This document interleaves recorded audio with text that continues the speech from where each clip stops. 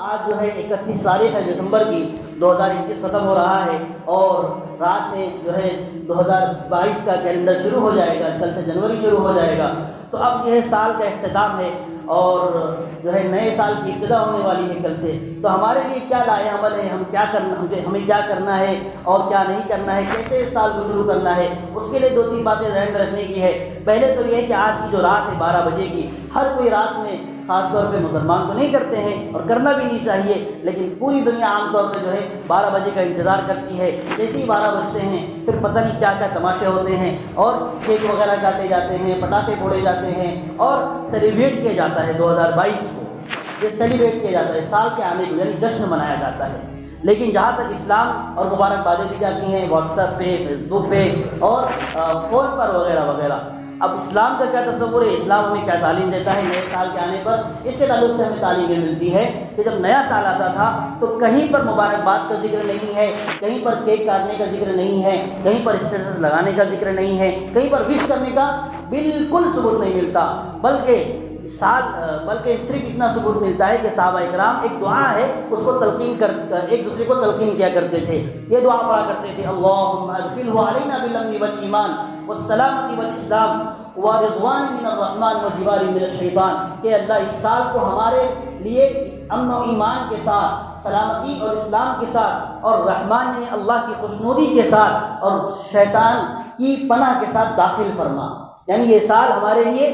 نیکیوں والا، اللہ کی فرما برداری والا اور امن و ایمان والا اور بیماریوں سے محفوظ سال بنا دے۔ اور دوسری دعا پناہ یہ مانگی جاتی ہے کہ اللہ ہمیں شیطان کے شرور سے، شیطان کے فتنوں سے اور مصائب سے، تکلیفوں سے، بیماریوں سے ہماری حفاظت فرما۔ جب یہ کتنی خوبصورت دعا ہے کہ دعا پڑھ کے ہم سال کی شروعات کریں گے تو اللہ ہمیں پورا سال انشاءاللہ اپنی پناہ میں رکھیں گے اور اللہ ہمیں تمام بیماریوں سے، آفتوں سے محفوظ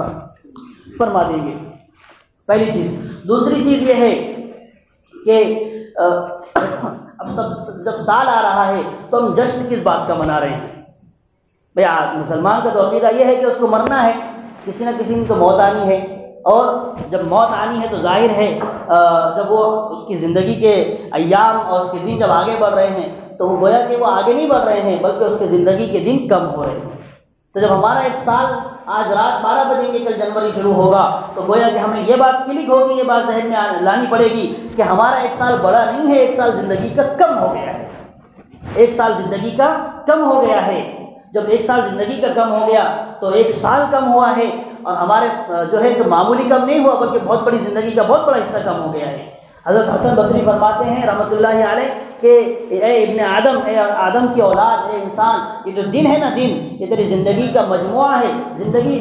دن کے مجموعے کا نام ہے، جب اس میں سے کچھ بھی حصہ کم ہوگا تو تیری زندگی کا حصہ کم ہوتا چلا جائے گا، تو تیری زندگی کا حصہ کم ہوگا، پہلی چیز۔ دوسری چیز یہ ہے کہ ابن مسعود رضی اللہ تعالیٰ عنہ فرمایا کرتے تھے، عبداللہ بن مسعود فرماتے تھے کہ مجھے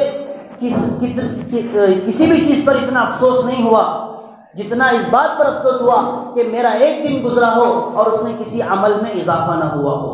ایک دن گزرا ہو اور اس میں کسی عمل میں اضافہ نہ ہوا ہو۔ تو ہمیں اس بات کی کوشش کرنا ہے، خیال ذہن میں لانا ہے کہ ایک سال میرا کم ہو گیا ہے، اب اللہ نے مجھے ایک سال اور موقع دیا ہے، ایک سال موقع دیا ہے اپنی زندگی کو بنانے کا، ایک سال موقع دیا ہے نمازیں درست کرنے کا، ایک سال موقع دیا ہے اپنے آپ کو بنانے کا۔ اس لیے میں بجائے جو ہے سیلیبریشن کے، بغیر جشن منانے کے، میں اللہ سے توبہ استغفار کر کے اس سال کو اپنے لیے رحمت کا، خوشیوں کا باعث بنانے کے لیے اللہ سے دعا کرتا ہوں۔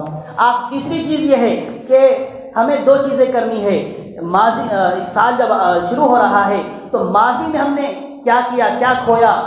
اور ماضی میں کیا پایا، اور مستقبل کا ہمیں لاہے عمل تیار کرنا ہے، ایک پلان بنانا ہے، ماضی میں ہم نے کیا کھویا اور مستقبل میں ہمیں کیا کرنا ہے، یعنی فیوچر میں کیا کرنا ہے۔ تو ماضی میں ہم جانتے ہیں ہر ایک کا کچا چٹا سب کے سامنے موجود ہے کہ میں نے کیا کھویا، کیا پایا۔ اب اس میں ایک چیز یہ ہو سکتی ہے کہ میری ایمان کے اعتبار سے کتنی کمزوریاں رہیں، عبادتوں کے اعتبار سے کتنی کمزوریاں رہیں، اس سال کتنی نمازیں میری قضا ہوئی، اس سال میں نے کتنے لوگوں کے حقوق کو مارا، اس سال میں نے ماں باپ کی کتنی نافرمانی کی، اس سال میں نے